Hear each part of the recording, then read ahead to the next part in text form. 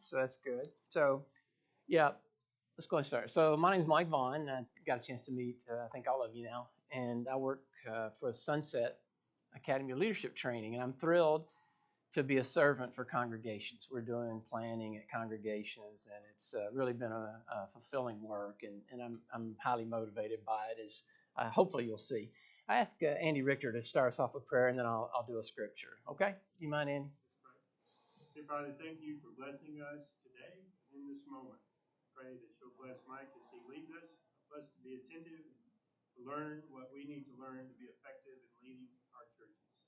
As we all submit to you. Father, please bless this time together and bless this overall conference. Help us to be effective in helping us to evangelize the world. In Jesus' name, amen. Amen. Thank you. Okay, let's go to a scripture.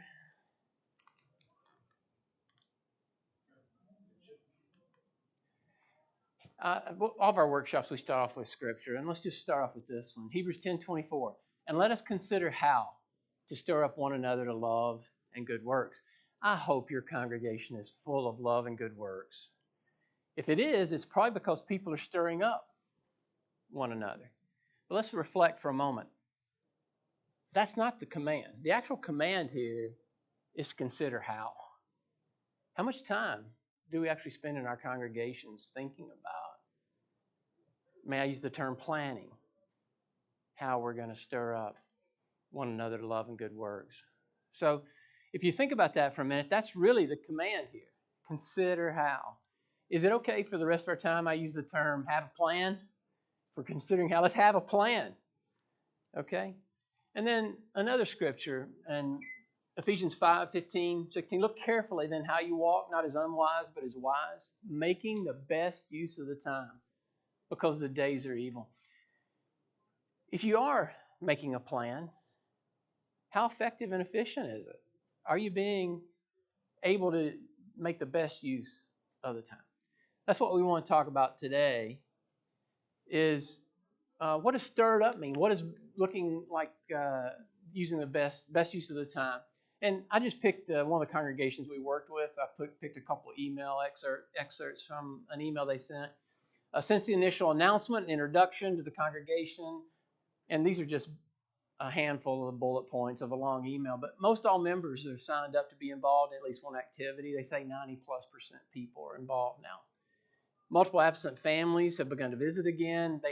One of the things they formed was a reach out team in their goals. And then since the initial announcement, and this is about 3 months later, they've added 25 new members. Along these activities, he's seen the congregation's focus change. Members now feel they have more of a purpose, can see how their actions and activities produce results. So just a few excerpts of what good looks like. This is what we're hoping to accomplish. And why I'm so motivated by this work. When we go through goal setting, these congregations are setting goals. And in many cases, they're setting goals about, God-sized goals, like adding 25 new families, for example. When they set those God-sized goals, they'll tell me, we used to see these families walking around our building on the sidewalks, pushing a stroller maybe, and we never really paid much attention to them. In fact, sometimes they got in the way as we're trying to pull into the parking lot. Now, we've got a goal that we're holding each other accountable for, to add 25 new families. Those families are souls. They're looking at them completely different, only because at the start of the morning they didn't have a goal. At the end of the day, they had a goal.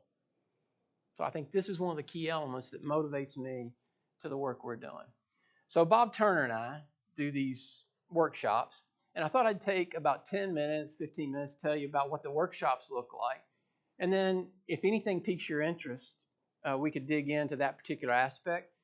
And if not, I'll fill the time with other things. But I really hope we can have some dialogue. We're a small enough, intimate group. We really should have some dialogue. So this planning overview, these workshops, we do a vision workshop about what do you want to, vision is really who do you want to be. And then we do a mission workshop, what you will do to achieve the vision. And then the third workshop is goals and planning and how are you going to achieve your vision. And then we spend quite a bit of time, can your culture actually achieve your vision. And so we talk a lot about culture. So the 3 workshops, as I talked about, let's talk about what each of those 3 workshops entail. The first workshop is led by one of us, usually a facilitator. And we use the term facilitator very precisely because we're asking questions, we're leading through a process. We're not consultants trying to tell somebody what's wrong or cookie cutter. Every congregation comes up with their own answers. They make their own plans. And so in this vision workshop, and the way we've been doing splitting up the work, Bob's been doing mostly the vision workshop, and I've been doing more of the goals and planning. But and we can customize any of these workshops. Some congregations have already done mission and values work, and we just work on goals. So don't think this has to be this way. But I've worked with a dozen or so congregations now, and this has really been a nice formula. And then the third, so let's just dig into what this first workshop is. We have a lot of good exercises that I believe can help you come up with vision. Again, some churches already have good vision, but let me just ask you to think about for a minute on vision. I close my eyes, and it might help you sometimes too, but think about 5 years from now when you walk into your congregation. What do you see? That's really the essence of vision. So I walk in. What do you see? Do you see the same people 5 years older? But maybe there's been some friction and you're healed. You're a more loving group 5 years from now. Or do you see a lot more young families? Do you see people in one situation, a church I work with, there's a homeless mission nearby. Do you see some homeless people that you've helped lift up out of that?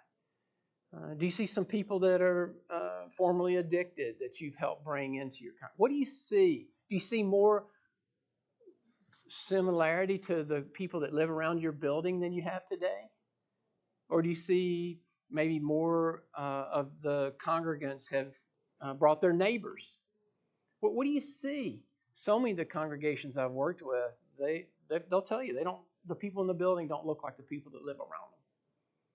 In fact, some cases they don't know there's a church there. So anyway, do you get the idea of vision? We can talk a lot more. We've got some really good exercises to help get to that.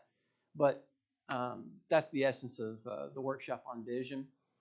What has been a nice formula for us so far is after we've done the vision workshop, and by the way, I think you saw from the timing, it takes to do this the way we have these exercises takes about 6 hours, 6 or 7 hours, depending on how much more time you want to spend for lunch. Again, we can adapt. We're flexible enough. It doesn't have to be this way, but this has been a nice formula for the ones we've done. The second part, what we found is these can often be self-led, the mission sessions, the second workshop, and they were only spending 2 or 3 hours. If you really get the vision down, it gives you a lot of clarity about what your mission is. And what we found is we'll give them some materials that help, but usually someone like one of you elders will lead the actual workshop yourself for a couple hours. And then what you'll do is you'll work on developing that mission statement. And a lot of it does come out of the vision work. And then it seems like that what happens is they'll come up with maybe a couple options of mission statements. They'll hone in on the actual mission statement, maybe a couple of meetings, maybe normal leadership meetings of a broader group or just an eldership. And we give you some nice materials to work with, the biblical mission statements. And so then at that point, you've got a vision and a mission. And I would say that there's a difference in the first session on vision really needs a facilitator. Nothing that Bob or I do is really earth-shattering, but you lose your voice if you're one of the elders trying to conduct the session, or a minister, or even a member of the congregation. Because what happens is, if you don't have an outside facilitator, if you're chosen maybe as an elder to lead the facilitation of a session, you either feel like you're talking too much because you're worried people think you're taking too much control, or you don't say enough. You really lose your voice. And so I would really encourage you to consider having facilitation, particularly on the vision part, because it's so essential to what you're going to be 5 years from now. Then mission, again, we found that works really well being self-facilitated by the group, especially when we've modeled the kind of behavior that we'd want you to display. And then the third workshop is where we go into values, goals, and the really detailed plans. And again, it's about 6 or 7 hours. And we go through reviewing the mission and vision that you've already developed. And then we talk a lot about culture. What is culture? What is your culture? And will your culture be the kind of environment that allow you to thrive and achieve your vision?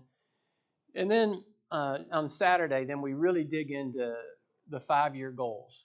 And we talk about God-sized goals, high-impact goals. And then we come up with detailed action plans, we meaning the group. Somebody has to volunteer. We use a tool called RACI, who's responsible, who's accountable, who to consult with, and who's informed as a way to divide up the work. And so there's clarity about who's doing what. And then we really dig into how are you going to communicate this? What's a good communication plan? What are the risks to the plan, and how are you going to mitigate any of the risks to the plan? And if people are volunteering, this goes really quickly. I've done a couple of congregations that really we were done by like 1 o'clock. They had an idea of things they wanted to get done and goals they wanted to get set, and they were volunteering, and they formed teams and wrote detailed plans. And I've had a couple we stared at each other for an hour or two. And I can't, so far in the work I've done, I've only been retired about 1.5 years and only done this actually for probably a year. I can't predict. I've had groups of 60 people in a congregation, hardly anybody volunteer. I've had groups of 15 that they're just knocking it out of the park. Just hard to know. It really depends on the individuals, of course, and their passion. And then finally, sometimes I do a Sunday morning Bible study class about what it's like to make disciples in 2023. So that's the sense. Hopefully that gives you a sense of what these workshops look like, and we're very flexible to custom tailor however you want. So I'll just throw you a couple examples of the deliverables. And this is one particular vision statement from a church was to be a passionate, Christ-centered family, continually transformed by His love. It's a little bit of an internal vision. This one that, and some congregations we work with have had some internal turmoil, and they really focused on healing. Some are really got it all figured out, and they're ready to be an externally focused vision. It really is situation specific. This mission statement was to equip, empower each family member to unlock their talents and passion to build a community that brings others to Christ. Kind of long, but there's a lot to it. So they'll complete that vision and mission. And then we'll do, so after I got the mission and vision from them, I said, you really have 2 strategic pillars. Your mission's to equip and empower, really. You got a couple strategic pillars. You're going to unlock member talents and passion and build a community, bringing others to Christ. So with that, then we can go about goal setting. And so this is I'm mixing matching churches, partly to protect the innocent, I guess you'd say.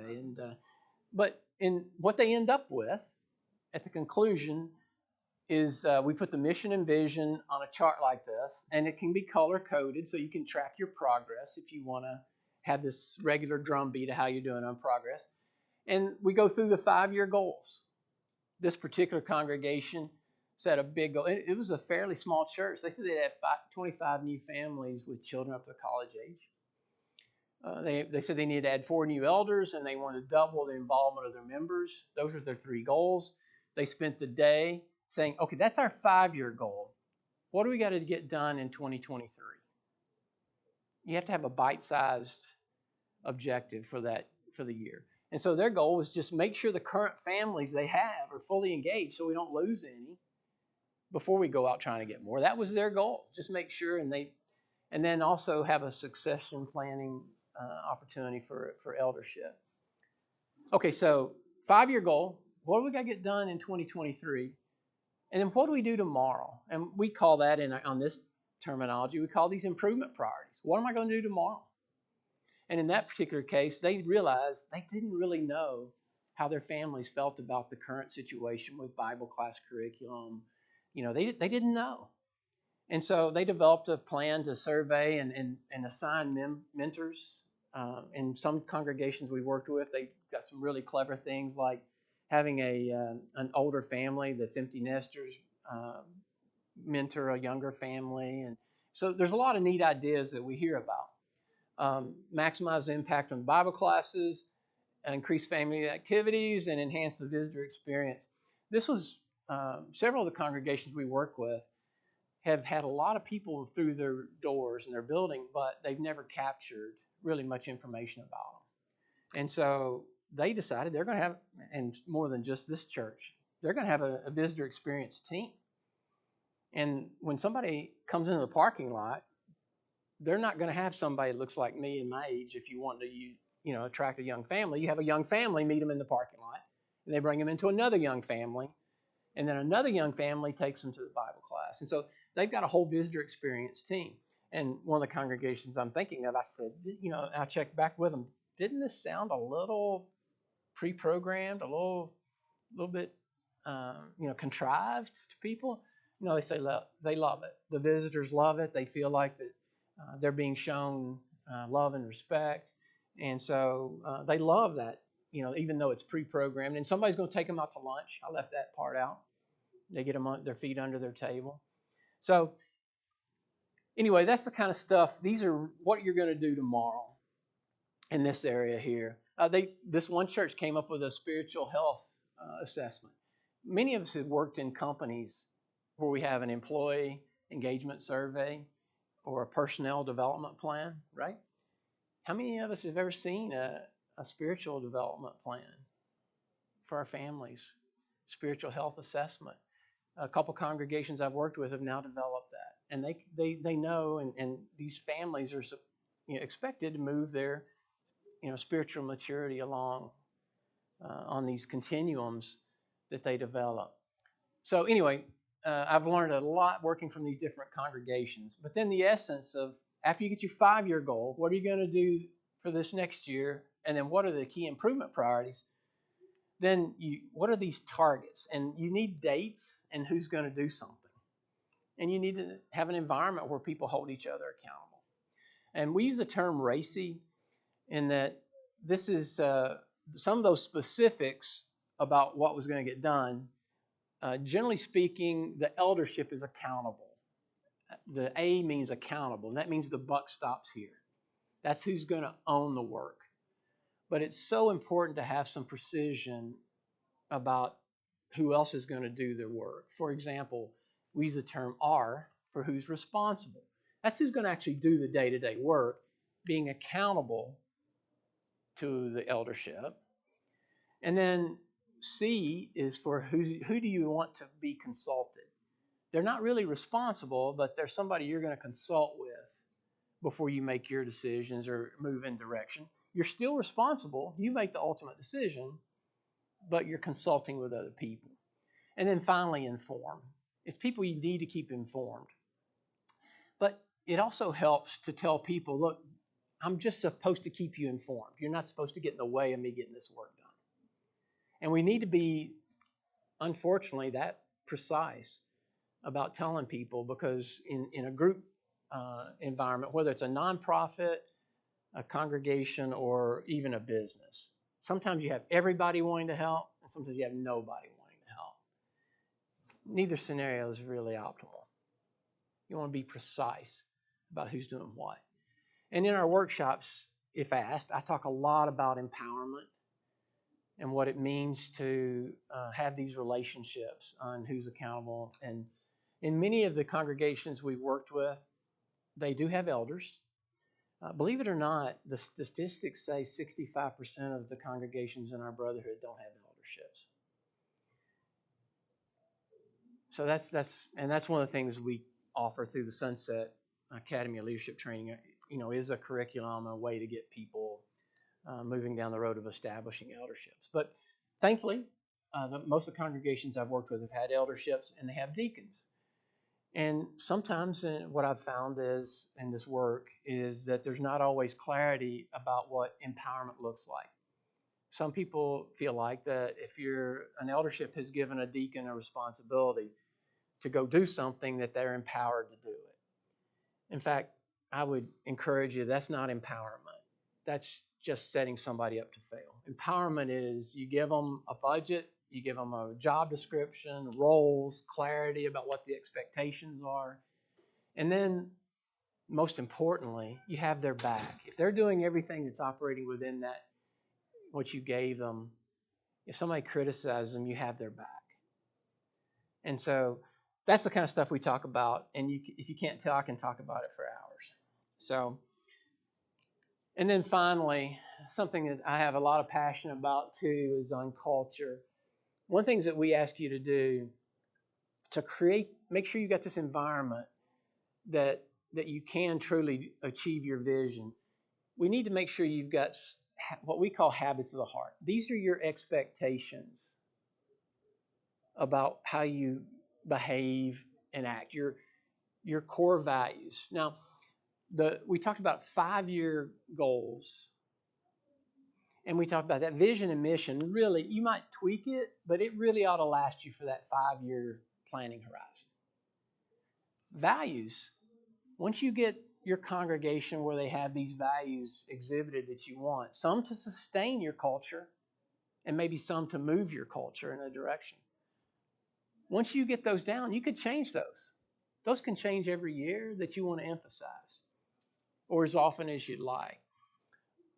And the way we believe that you get this culture and these values cemented are by telling stories. For example, this one church picked belonging as one of their values. So they're starting off their Bible study classes, and often from the pulpit, they tell a story of what belonging looks like to me. And they don't use people's names, but they tell the story. This happened in our congregation, and this is what belonging looks like. This is what we want to be as a congregation. And by telling stories and people perpetuating it, you take control of the narrative and the values that are displayed. Do you think values can be accidental? You think people are telling stories already about what happens in your congregation? Would you like to take control of it and actually want the values promoted? Because sometimes the stories aren't even necessarily true that get told. They've had tweaked. So in these situations, we believe you can really move a culture in the direction you want, or for sure sustain one. Because I've personally, and I've told this to groups through doing this work with congregations, we've seen culture change in one event or one instance. And obviously you don't want that to happen, but cultures can change overnight. But I've also got some examples where culture has changed for the better overnight by something somebody did unexpected that really moved the congregation in a direction that they wanted to go. So that's what the workshops look like. You end up with those deliverables, the mission, vision, a plan, a detailed plan. And again, we're just facilitating. It's owned by the eldership, and they would decide with what frequency they'd want to meet and review the progress. One side benefit, and I alluded to it in that email I had earlier, but one side benefit, it's created a lot of dialogue between the members and the eldership. So when there's a team, I think one of these was a reach out team they had. It created a natural dialogue where the eldership would have, in this case, I think there were 5 teams that got formed. The eldership would once a month meet with one of those teams and it just created a natural drumbeat and dialogue of how the congregation is moving forward. All right, so that's kind of what I planned to talk about, just to give you an overview of the workshops. Was any particular area where a small enough, intimate enough group that I could dig into more detail and give you a little more flavor? Yes. On the seminars that you referenced there, is that something that is primarily attended by the leadership, or is that open to the entire congregation, or is there a preference for one over the other? Yeah, thank you for asking. What we've done, what's happened so far, obviously it's up to the eldership. We're facilitators. what has happened, uh, it's situation specific, and in most of the cases I've been at, they left it open for everybody in the congregation to attend. Most of the, but not all the cases, and it depends on the size of the congregation. I think what I've only done a dozen or so congregations, but I think it's all over the country, so it's a decent snapshot. What do you think the average percentage of people really involved in congregations is? What would you guess? I heard 10 and 20. That's the numbers that we see. And so what happens is a church of 200 people, 150 people, there have been 15 or 20 showing up, sometimes 30. And that's as long as the elders and deacons and the leaders and the ministers are all there, we can work with that. That works out quite well. I had a couple congregations I worked with that they were trying to actually form a closer relationship among a group of people, and so they had the elders, deacons, and then a subset, and so they didn't invite the whole congregation. I think that makes it a little awkward when everybody knows there was a meeting. We're just too much there. Everybody knows there was a meeting, and so after the fact, I saw it was a little difficult for this congregation to explain, how they decided who was going to be there. And in that one situation specifically, I just recalled um, the minister was disappointed that they didn't invite. He realized there were a few people that should have been invited. And the other, so Rick, it'd be completely up to you folks. Obviously, we will give you our insight. And what I would say is you just have to have people that are action oriented and want to get things done. And from talking to other elders and ministers, they're a little bit surprised who that is sometimes. It's not always who they thought. There have been a few situations where the deacons were kind of sitting on their hands, and a couple of the members took off something and took off running with it and did big work.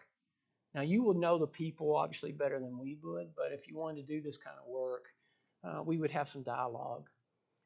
Is that kind of the flavor you were looking for? We've worked with I've done as many as 60, and it's fine. My preference is in a group probably 20 to 25. But I was just going to say, I've not sat in on one that you've led. I've sat in on one that Bob was doing on the first part, the vision part. But what surprised me at that event was that a man that just kept calling people back to focus and saying, on focus, let's talk about this. This is what our objective is, was a relatively new convert. He was just fired up about seeing the church come alive in its outreach.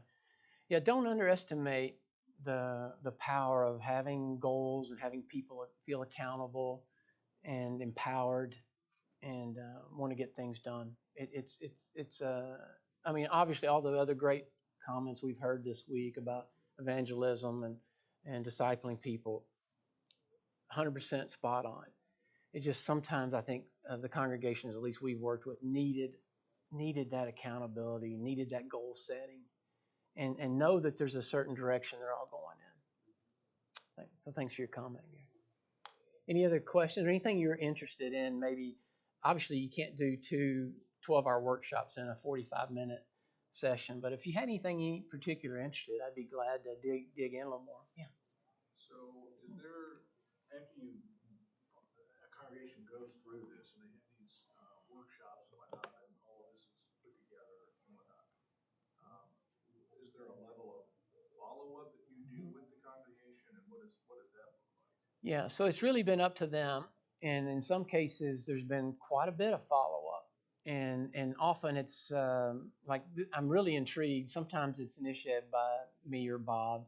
Like this one, the spiritual health assessment, having people do an annual evaluation of where they're at and where their family's at. That's really intrigued me, and so I'm keeping up with that. In some cases, a couple of the churches are interested in starting a curriculum for elders, future elder, and we're involved in that way. Is that something that you have, like that spiritual health assessment? That's something that you created? Well, no, I mean I'm watching. I watched it get developed, and I have an example of it, and I could check back with them. There's actually two churches kind of working on developing at the same time. It does give me a vehicle to check back in, and so yeah, I could share something like that with you if you're interested. I recently got it, but it can be as much or as little as the congregation wants, and we're not going back to Well, I've only done this a year, but I do have a concept that we should go back and check in at least with the places we were at a year previously, but haven't been doing this long enough to really do it. But actually, we're getting pretty busy too, so that may not be in the cards. But we want to, the Lord's church is going to be fine. Church Universal. I want to be a servant and actually help individual congregations. So Bob feels the same. We'll do anything. Anybody from Sunset, we'll do anything it takes to further the cause of Christ to individual congregations. So if they ask for help, we were there to get it for them. But it's really odd now that you ask the question. Some places asking one line involvement, some really. One place I worked with, I was a little surprised. They went really radio silent, and they said, "No, that we got this. We want to show that we own this. We really don't want you around." And it took me a minute to kind of, the little bit of gasp. Yeah, that's right. They don't need us around. And that's the beauty of the Lord's church being individual, autonomous congregations that, they should make it a go for themselves. But, it did got a little ego there that it kind of, but thanks for asking. What else? Anything else intriguing? Yes. I was a deacon here for 20 years and now I've been an elder for 6, and so I've done a lot of recruiting, getting people involved in different things. And I'd say the most common question, this is kind of where I want to pick your brain, Mo. The most common question I get is, how much time are we talking about? I've been asked that many, many times. People are trying to balance their family, their church, their work. Yeah. Suddenly here comes a new opportunity at church, and it's like, how much time are we talking about? Is this 1 hour a week, 5 hours a week, 15 hours a week? And I've often felt, I don't know. I don't know the answer to your question. Right. Let's get in there and see how long it takes. And then they're fearful of, well, once I've committed, now you're going to expect me to keep doing it. If it's taking too much of my time, I'm going to have to back out. I don't want to have to do that. So there's this sort of negotiation period. I'm curious to know how you've seen this work out with other churches. Yeah. So, of course, I've got spent about 40 years in business. I didn't do ministry, and then, but as I was I led a nonprofit, like a board, and then the president of the board for a long time. So I've seen nonprofits, I've seen business, and I've seen congregation, and we're all people. What you described is very common and a big challenge. I'd say the number one thing is you hit on it at the end. When you volunteer, no matter what the role is, you didn't sign up for life. We get somebody in a role and we ride them forever because they're getting stuff done maybe, and we expect. So I think it's really important, and that's why I like this goal setting. It has a finite start and stop. You want to let people, I think that's the big thing. People, my experience is they're not so much worried, is it 5 hours a week or 10 hours a week, if they know there's a finite body of work that we're going to start and stop. What are my boundaries that I have to operate in? Do I have a budget? Am I going to be allowed to use that budget? You going to have my back if somebody criticizes? Those are the big things. And what I've also seen in doing this work, along those lines, the same question. Let's say we pick this goal and we're all behind this goal. And this other 4 ministries we've got really aren't supporting any of those 3 goals. What do we do? Well, are you going to be focused or not? And so often some activities really aren't doing anything toward furthering the goals that you just said are the most important things. So you owe it to those people that are spending their time on that to redeploy them into something that you view as important. Or you revisit it. Maybe those other activities were important, and you just, they didn't get launched. One of the things I've been talking about a lot in that regard is the spiritual principle about pruning. Jesus talked a lot about pruning. And so, what about these activities? I believe that Jesus' principle about pruning was not only if it's something dead, you shouldn't keep it, you got to cut it off. But then also principle something that's even doing pretty well. If you cut it back a little bit, sometimes it even thrives more. And so that's a really whole long-winded way to say, if you've got the goals that everybody in the congregation are behind, 3, 5, depending on the size of your congregation, and they know the purpose and what it's accomplishing, and it's a finite body of work, you're going to find them less worried about is it 5 hours or 10 hours.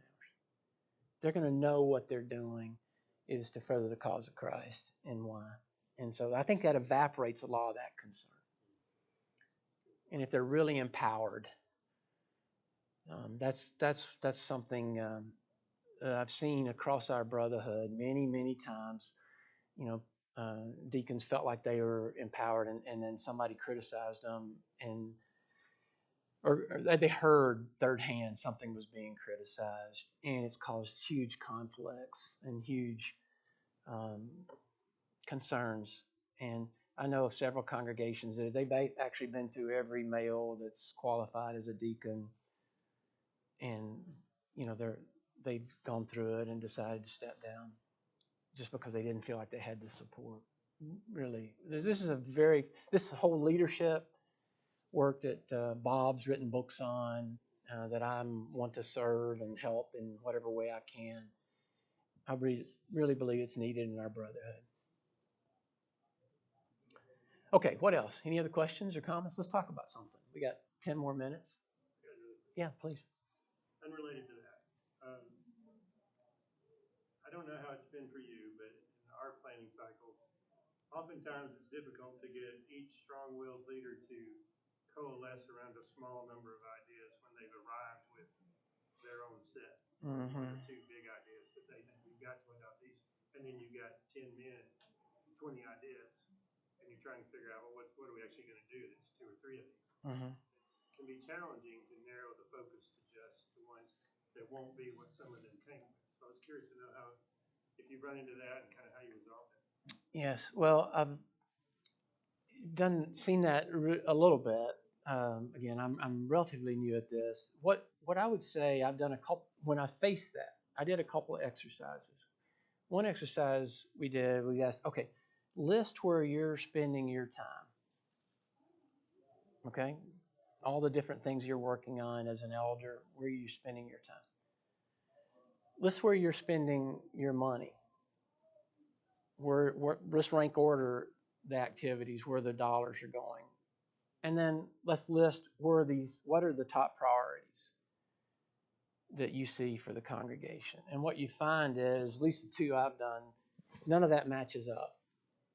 What you say is the top priority, you're spending the least of your time and money on. And so just doing some of those simple tools help get people realize that, I have a lot of passion about this, but I'm really not willing to spend the church's money on it. And that kind of diffuses that. You got to be willing to spend time, your personal time, your money, or the congregation's money, if it's really that important to you. And so